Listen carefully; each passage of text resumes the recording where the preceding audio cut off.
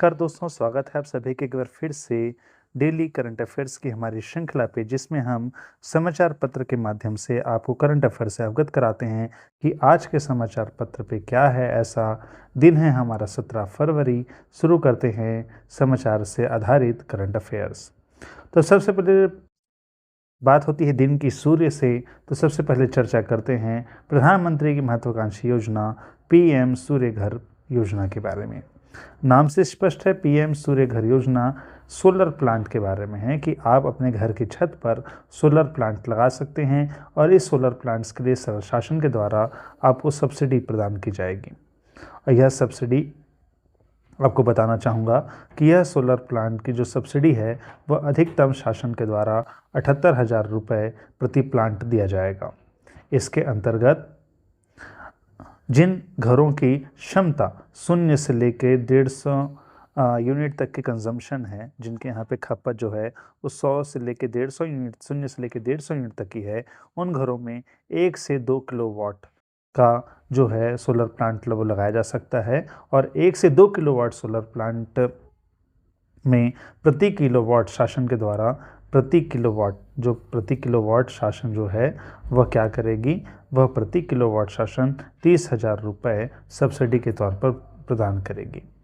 अगर आप अर्थात 1 किलोवाट का लगाते हैं तो आपको 30,000 रुपये, 2 किलोवाट का लगाते हैं तो आपको 60,000 रुपये, और 2 किलोवाट से ऊपर प्रत्येक 2 से 3 किलोवाट के लिए 60,000 रुपये, और 3 किलोवाट से ऊपर के लिए आपको 18,000 रुपये, 2 से 3 किलोवाट के लिए 18,000 रुपये गवर्नमेंट देगी। अर्थात अधिकतम इसमें आप 3 किलोवाट प्लस की जितने भी आप सोलर प्लांट लगाएंगे उसमें अधिकतम आपको शासन के द्वारा 78,000 रुपये की सब्सिडी प्रदान की जाएगी। और ये सब्सिडी मिलेगी कैसे आपको? इसके लिए आपको पीएम सूर्य घर जो ये वेबसाइट है, सूर्य घर योजना की जो वेबसाइट है, उस वेबसाइट पे जाना है। उस वेबसाइट पे आपको अप्लाई करना है, और जैसे ही आप इस वेबसाइट पे अपने बीपी नंबर, जो बिज़नेस पार्टनर नंबर होता है बिजली बिल में, उस बीपी नंबर के माध्यम से आपको अप्लाई करना है। उसके बाद आपको फैसिलिटी चेक की जाएगी, फैसिलिटेशन किया जाएगा, और उसके बाद को अप्रूवल मिलेगा ऑनलाइन। उस अप्रूवल पत्र के आधार पर आप लोकल किसी भी जो सर्टिफाइड वेंडर हैं शासन के द्वारा, उन वेंडरों से अपने घर पे आप क्या लगाएंगे, सोलर प्लांट लगवाएंगे। और इस सोलर प्लांट लगने के बाद आप इस वेबसाइट पे जाके फिर से आवेदन करेंगे तो जो डिस्कॉम कंपनी है, अर्थात जो विद्युत आपूर्ति कंपनी है, जैसे छत्तीसगढ़ विद्युत आपूर्ति कंपनी हमारी CSPDCL है, ये जिस कंपनी के जो कर्मचारी हैं वे आपके घर आके फैसिलिटी चेक करेंगे, यूनिट मीटर लगाएंगे, और यूनिट मीटर लगाने के बाद आपका कनेक्शन ओके करेंगे।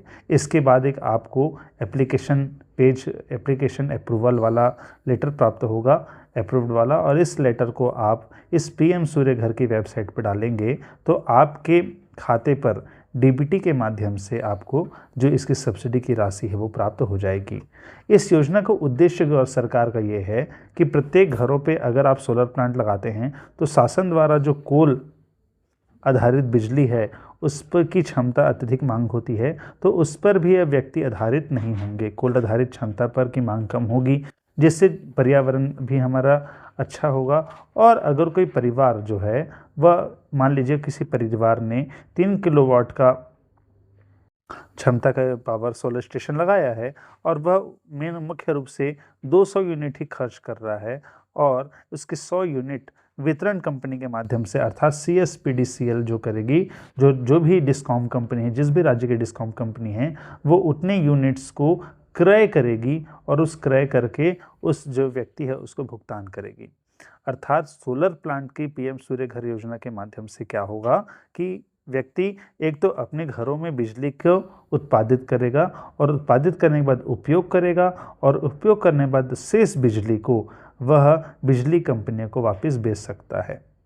तो इसका एक लाभ यह भी है, शासन क्या चाह रही है कि सूर्य घर के द्वारा सालाना आपकी बिजली की बचत भी हो, बिजली के बाद हमारी कोल की भी बचत हो, कोल आधारित जो पर्यावरण पर भार पड़ता है, कोल आधारित बिजली घरों से जो पर्यावरण पर भार पड़ता है वो भी ना हो, और जिससे और जो अधिशेष बिजली है, जो हमारे घर में एक्स्ट्रा बिजली है, उससे हम एक चार्जिंग स्टेशन जैसा भी बना सकते हैं, जिससे आसपास के इलेक्ट्रिक व्हीकल्स को चार्ज करने के लिए डिस्कॉम कंपनियों को वितरण के लिए हम प्रोवाइड करा सकते हैं। तो इस प्रकार से ये रही पूरी योजना पीएम सूर्य घर मुफ्त बिजली बिल योजना की। आप इसका ये पूरा डिटेल अभी आपको प्रस्तुत था। इसके बाद अगले क्रम में आते हैं हमारे छत्तीसगढ़ में। छत्तीसगढ़ में आप सभी जानते हैं, आपको एक इमेज दिख रही है, ये इमेज है हमारे उच्च शिक्षा कहिए, शिक्षा मंत्री कहिए, संस्कृति मंत्री कहिए, पर्यटन मंत्री कहिए, ये हमारे बृजमोहन अग्रवाल जी हैं। और एक कल इन्होंने कार्य किया है, ये है कार्य क्या है कि राज्य में जो 24 फरवरी से लेकर 8 मार्च तक, माघी पूर्णिमा से लेकर 8 मार्च अर्थात महाशिवरात्रि तक जो राजिम मेला होने वाला है, राजिम महोत्सव होने वाला है, राजिम कुंभ होने वाला है, उसके जो पहला आमंत्रण है वह भगवान श्री राम को क्या किया गया है, दिया गया है। तो आपसे ये प्रश्न आएगा कि राजिम माघी पुन्नी मेला 2024 का प्रथम निमंत्रण किसे दिया गया? तो प्रथम निमंत्रण भगवान श्री राम को दिया गया। आपको ध्यान देना है कि इस वर्ष राजिम माघी पुन्नी मेला शासन बीजेपी शासनकाल में, पूर्व की बीजेपी शासनकाल में बीजेपी राजिम कुंभ कहा जाता था, जिसे भूपेश बघेल जी की सरकार में उसका नाम बदलकर राजिम माघी पुन्नी मेला कर दिया। और इस वर्ष फिर से विधानसभा में प्रस्ताव पारित करके इसका नाम राजिम कुंभ कल्प 2024 किया गया है। तो अब से राजिम कुंभ को वापिस राजिम कुंभ कल्प के नाम से जाना जाएगा, और राजिम कुंभ कल्प 2024 को रामोत्सव का नाम दिया गया है। तो आप ये ध्यान दीजिएगा कि राजिम कुंभ कल्प 2024 को क्या नाम दिया गया है? रामोत्सव का नाम दिया गया है। यह कब से कब तक हो रहा है? यह 24 फरवरी से हो रहा है। 24 फरवरी यानी प्रतिवर्ष यह माघ पूर्णिमा को आयोजित होता है, और माघ पूर्णिमा में से लेकर महाशिवरात्रि तक यह आयोजन किया जाता है। यह आयोजन छत्तीसगढ़ के प्रयाग कहे जाने वाले राजिम में होता है, और राजिम में आप जानते हैं कि महानदी पैरी और सोंढूर का संगम है।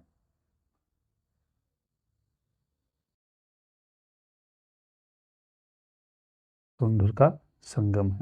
तो इस वर्ष वृहद रूप में ये मनाया जा रहा है।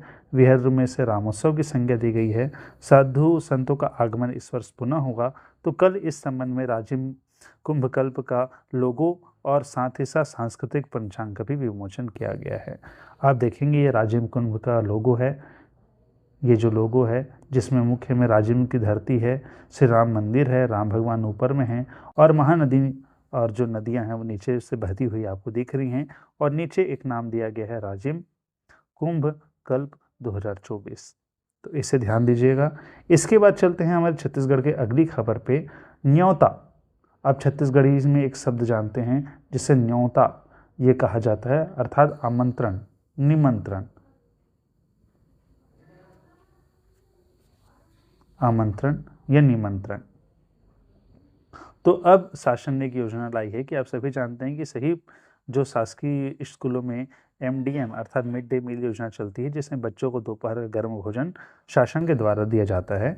तो एक अच्छा पर्व आया है कि आप कोई राष्ट्रीय पर्व में आम नागरिक, अभी तक ये योजना शासन के माध्यम से चलाई जा रही थी, अब ये योजना में एक नई चीज़ें जोड़ी गई हैं कि कोई भी व्यक्ति, कोई भी आम नागरिक किसी राष्ट्रीय पर्व अर्थात 26 जनवरी, 15 अगस्त ऐसे राष्ट्रीय पर्व पे, अपने विवाह की तिथि पर या जन्म दिवस पर, ऐसे समय में वहाँ के बच्चों को, स्कूली बच्चों को, चिन्हित स्कूल के जो चिन्हित किया है उस स्कूली बच्चों को क्या करेगा, अपनी ओर से कोई भी पकवान जैसे पूड़ी, खीर, सब्जी आदि विशेष जो आयोजन है वह क्या करेगा, मिठाई, नमकीन, फल क्या कर सकता है, प्रदान कर सकता है। अर्थात पूरा भोजन नहीं, या तो पूरा भोजन अथवा पूरा भोजन नहीं तो मिठाई, नमकीन, फल आदि उस चीज़ों को किया सकता है। यह किसी प्रकार से कैश चेक स्वीकार नहीं किया जाना है इसमें, अर्थात व्यक्ति को भोजन देना है। इसमें कोई भी जो है इसमें कोई भी कैश या चेक नहीं देना है, व्यक्ति को पूरा भोजन अपनी ओर से प्रदान करना है। भोजन नहीं कर सकता है तो उसे मिठाई, फल, नमकीन इस तरीके से, या पूरा पोषण के तौर पर मिठाई, नमकीन, फल, अंकुरित अनाज आदि दे सकते हैं। इसमें आपको बता करना चाहूँगा कि जो भारत सरकार द्वारा तिथि भोजन के नाम से ये योजना लाई गई है गाइडलाइन में, जिसे छत्तीसगढ़ में न्योता भोजन के नाम से लागू किया जा रहा है। तो ये मुख्य योजना का नाम क्या है? मुख्य योजना का नाम है तिथि भोजन, तिथि भोजन, तिथि भोजन। और जो छत्तीसगढ़ शासन इसे लागू कर रही है उसका नाम है न्योता भोजन। तो ये ध्यान दीजिएगा, न्योता भोजन। तो इस न्योता भोजन को लागू होगा, पूर्ण रूप से सुरक्षित होगा। प्रदान की जाने वाली सामग्रियों में देखिएगा फल, दूध, मिठाई, बिस्किट, हलवा, चिक्की, अंकुरित खाद्य पदार्थ जैसी खाद्य सामग्री शामिल है। इसके आधार पर बच्चों से पूछ कर भी ये सामग्री तैयार की जा सकती है। इस न्योता भोजन की सामग्री तैयार की जा सकती है। ये 3 प्रकार से होती है, या तो पूर्ण भोजन हो सकता है सभी कक्षाओं हेतु, या किसी विशेष कक्षा हेतु आंशिक पूर्ण भोजन हो सकता है, या अतिरिक्त पोषण सामग्री होती है। आपको बताना चाहूँगा इस वीडियो को बनाते हुए मुझे जो खबर मिली कि रायपुर के कलेक्टर श्री गौरव सिंह जी ने आज वहाँ के स्कूल पे अपने जन्म दिवस के अवसर पर जो न्योता भोजन है उसका प्रारंभ किया। तो रायपुर कलेक्टर गौरव सिंह जी अपने जन्म दिवस के अवसर पर उन्होंने क्या किया, एक न्योता भोजन का प्रारंभ किया। इसके बाद चलते हैं अगले क्रम पे, बात करते हैं चैट जीपीटी बनाने वाली। आप सभी जानते हैं चैट जीपीटी एक एआई कंपनी है जो क्या करती है, एआई आधारित जो चैटिंग है, सर्च है, वो हमें मुहैया कराती है। तो चैट जीपीटी किस कंपनी के द्वारा बनाई गई है? ओपन एआई एक कंपनी है जिसके सीईओ हैं सैम अल्टमैन, इसे याद रखिएगा।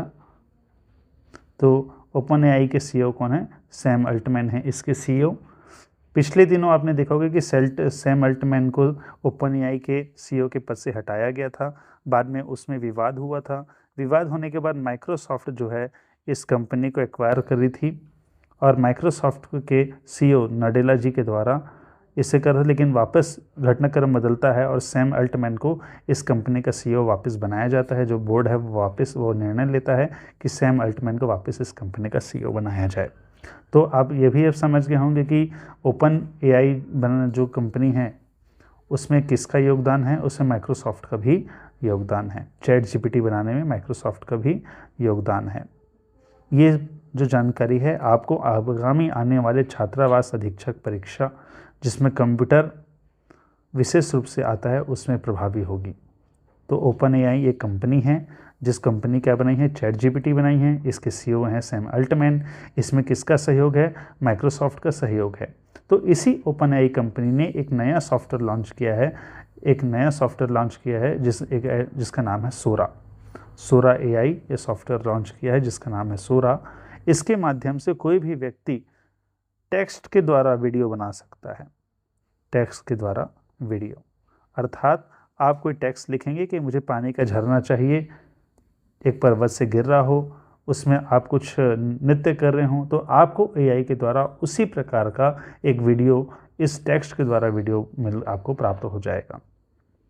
ये अभी ओपन नहीं हुआ है, ये जो सॉफ्टवेयर है भी ओपन नहीं हुआ है, और इस सॉफ्टवेयर अभी केवल जो डेवलपर्स हैं, जो आपको क्रिएटर्स हैं, उन्हीं को अवेलेबल हुआ है। ठीक है, तो इसमें आपको मैं बताना चाहूँगा कि इसमें लिखा हुआ है कि इसके द्वारा लिखित वस्तु, टेक्स्ट विषय वस्तु से आप 1 मिनट लंबे जितना वीडियो बना सकते हो। इन्हें बनाने के लिए आपको कोई क्लिप नहीं देना है, आप केवल टेक्स्ट लिखकर ही वो वीडियो बना सकते हैं।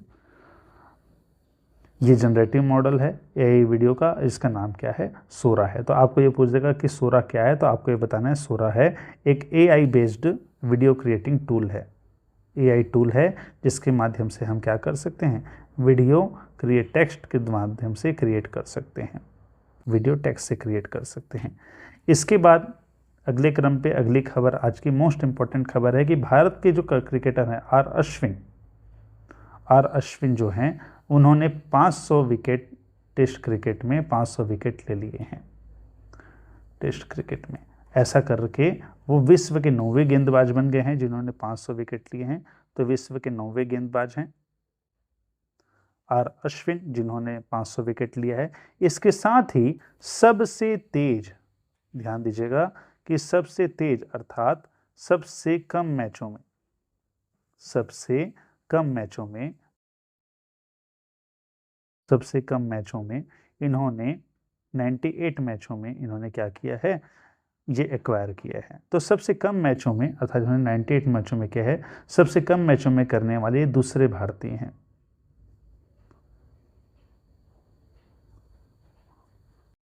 ये मैचों में करने वाले भारतीय, ध्यान दीजिएगा, कम मैचों में करने वाले भारतीय दूसरे भारतीय हैं।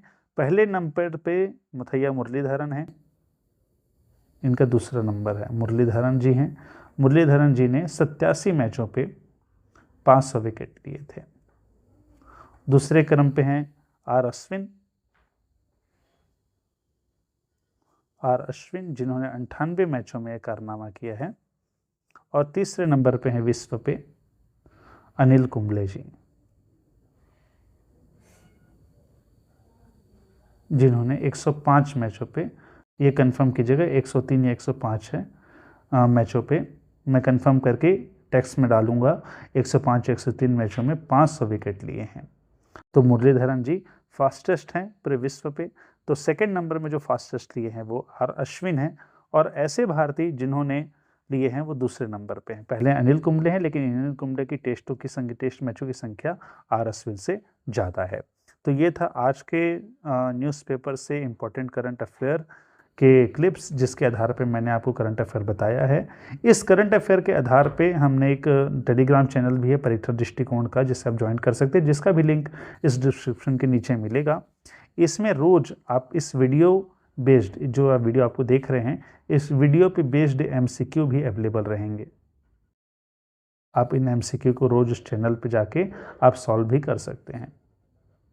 तो आप हमसे जुड़े रहिए। नित नवीन, चूँकि हमारा चैनल काफ़ी नया है, तो नित नवीन तरीक़ों से और नित नवीन चीज़ों को सीखते हुए मैं आप लोग को करंट अफेयर्स बताऊंगा। और इस बीच आपके सुझाव भी सादर आमंत्रित हैं। तब तक के लिए गुड नाइट। मिलते हैं कल दिनांक 18 फरवरी को। धन्यवाद।